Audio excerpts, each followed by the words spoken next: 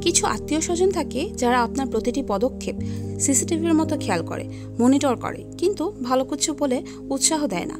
আপনি ভালো কিছু করলে তারা প্রশংসা তো করবেই না, বরং মুখ গম্ভীর করে ফেলবে, চোখ ফিরিয়ে নেবে বা এমন ভাব দেখাবে যেন কিছুই হয়নি। কেন জানেন?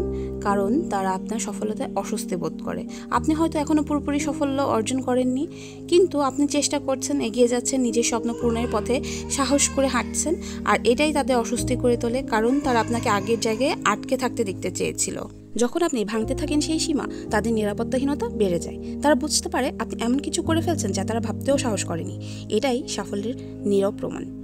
তাই যদি কখনো আত্মীয়রা হঠাৎ বদলে যায়, আড্ডায় চুপ মেরে যায়, আপনার কথা এড়িয়ে যায়, বা আপনার সামাজিক পোস্টে একটাও রিয়াক্ট না দেয়, তখন মনে মনে হাসুন, কারণ আপনি ঠিক পথেই আছেন। আপনার উত্থান কারো অস্বস্তির কারণ হলে সেটা প্রমাণ করে আপনি নিচে সীমানা ছাড়িয়ে যাচ্ছেন। তাদের মুখ শক্ত আর আপনার মন দৃঢ়, পার্থক্যটা এখানেই।